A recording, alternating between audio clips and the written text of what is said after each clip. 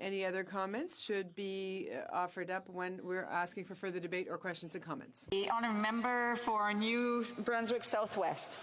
Thank you, Madam Speaker.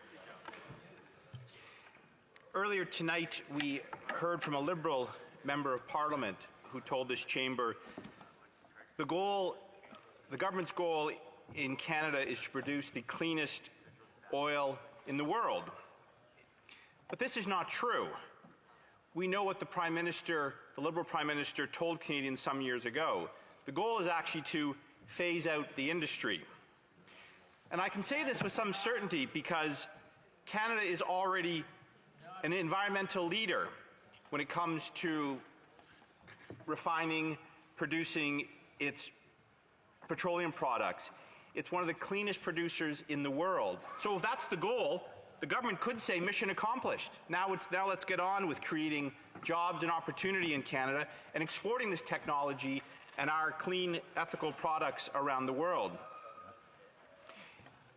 And we know that this decision that came down from Teck is a result of a market failure, which is produced by policy uncertainty.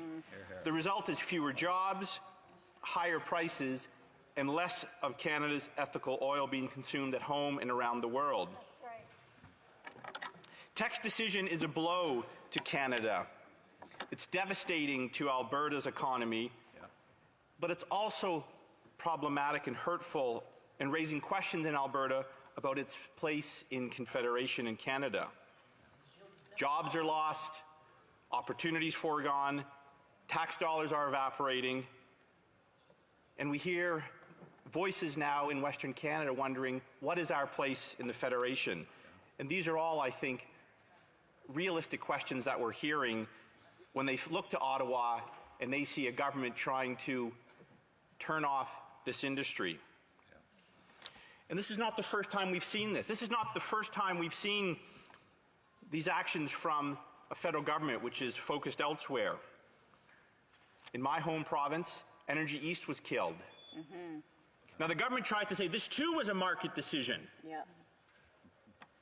But Energy East was following all the rules that were laid out by the Government of Canada. And those rules were changed midstream, something you never see. The company engaged in good faith in the Canadian regulatory process.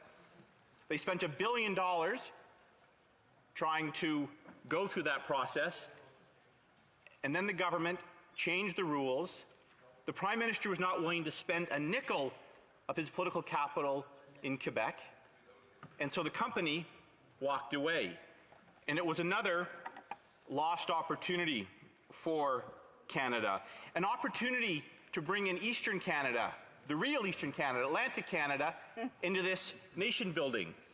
Because we look west and we look to Central Canada and we see jobs and growth and opportunity, and we say in New Brunswick, we'd like a piece of that. Instead of sending our best and brightest to work in this industry, this vital Canadian industry, we'd like to see a piece of that in Atlantic Canada. But the Prime Minister and the Liberal Party had other ideas. They want to shut it down. They want to shut it down in the East, and now they want to shut it down in Western Canada. Tonight I had the good fortune of hosting Preston Manning here on the Hill. Mr. Manning was in town promoting his new book about political involvement, political engagement, entitled Do Something. And I've known Preston Manning for 25 years now. When he sat in this house, his mantra was, the West wants in. 30 years ago, he was championing Western Canadians to come to Ottawa, roll up their sleeves, and work with fellow Canadians. With Teck abandoning its project, not because of the market, but because of policy failure and policy uncertainty, just like TransCanada did on Energy East, just like Trans Mountain did by bailing out to be then purchased by the federal government because things were falling apart so quickly because of policy and regulatory uncertainty. And today, what are we hearing in Western Canada? Not the West wants in, but maybe, just maybe, the West might want out. This is deeply concerning and should raise alarm bells at the highest level of the federal government. We don't want to see this happening. Our country is strong because of Western Canada. It's strong because of all parts of this country. But if we have a region or a province that feels shut out of the corridors of power, that feels its concerns are being ignored, this is a problem. And dare I say, it is almost a crisis. So I hope the government will reconsider its position. Now, some say this decision by Teck was made because of the downturn in prices. Or they say Teck is just hitting the pause button and they'll return. And some are even saying that, in a way, Alberta deserves this because they're not saving enough of their resource. Unbelievable. But you know what? There is no downturn in the industry. It's a made-in-Canada problem, a made-in-Canada downturn. Look at the United States of America. Yeah. They are booming. A blue-collar jobs boom, they call it. Jobs are being created, wealth is being created, opportunity is being created, and at the same time, America last year, under President Donald Trump, believe it or not, was the world's largest net CO2 reducer in the world. Yes. And the America's world's biggest exporter. America's figured out you can be prosperous, you can cut CO2, and you can create jobs. That's exactly right. And to the idea that Teck will return. Teck is not going to return as long as this government is in office under these policies. In fact, dare I say, this is probably the last large-scale project we're going to see coming to our shores. Why would a company come here? Project after project after project has been either canceled or abandoned or killed by this government. And as for the notion that Alberta deserves this because they're just not saving enough compared to some European countries, well, those countries aren't part of grand federations. Alberta has shared its wealth. Thank you. They have shared the wealth with this federal government, and they share their wealth every single year with provinces across this country.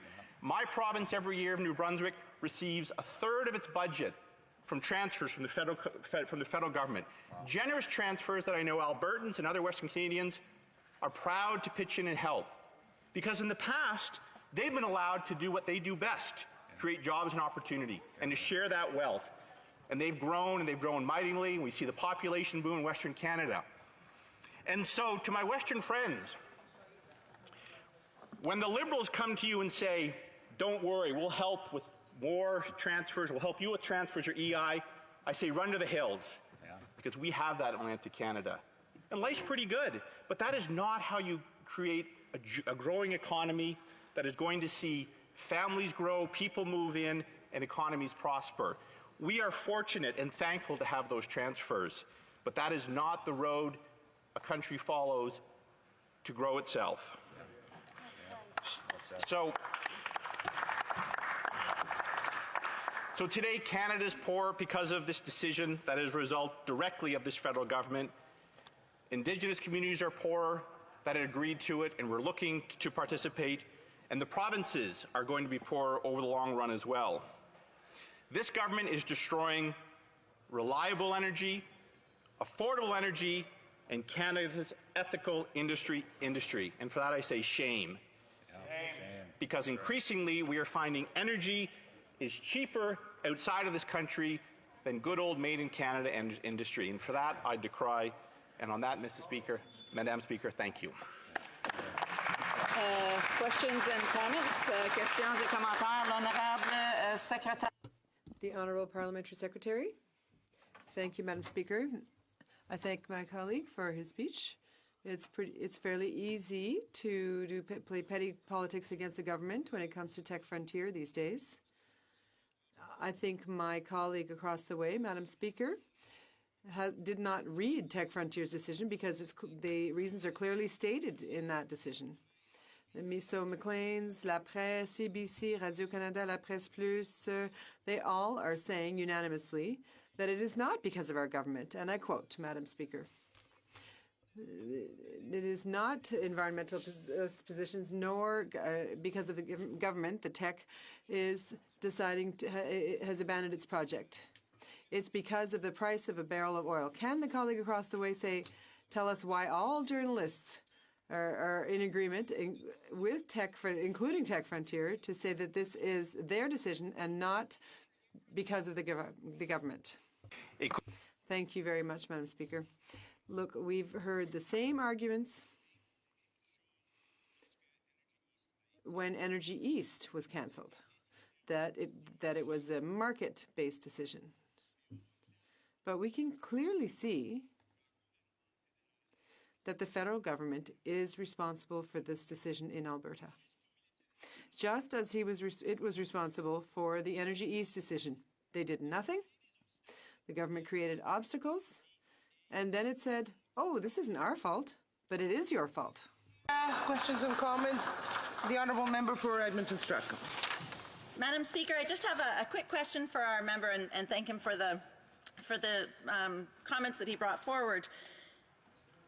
I think he talked a little bit about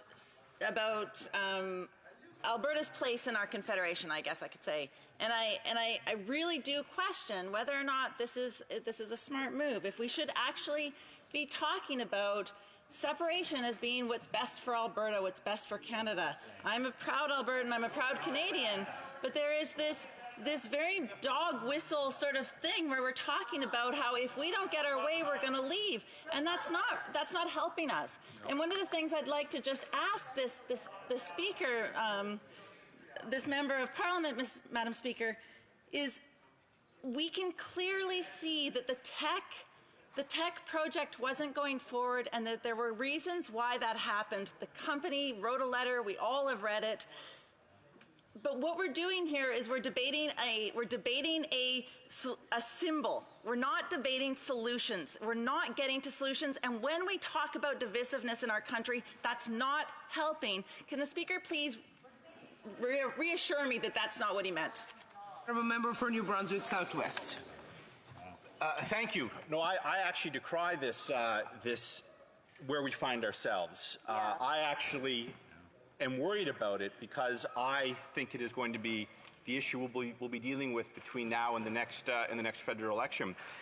But you don't have to be making things up or being mischievous to realize that Albertans might soon look around and realize the only way they can move forward to get these projects done or to ship their product outside their country is not with a federal government like this. Now, the conclusions they draw after that will be difficult ones, but look, I've spent part of my career looking at politics in this country, and Albertans are not stupid. They will see where this problem is originating from and try to find solutions. Now, I hope and trust they will do so within the country, but I can understand how the winds of change might blow and people will propose dramatic actions that I don't agree with, dramatic actions that this side of the House does not, but dramatic actions that are being fueled by the government in Canada, unfortunately. Get to sit in your own seat, ask a question. No, not. Thank you, Madam Speaker. Just before I begin my speech, I would like to inform this House that I'm going to share my time with my honourable colleague. Sorry,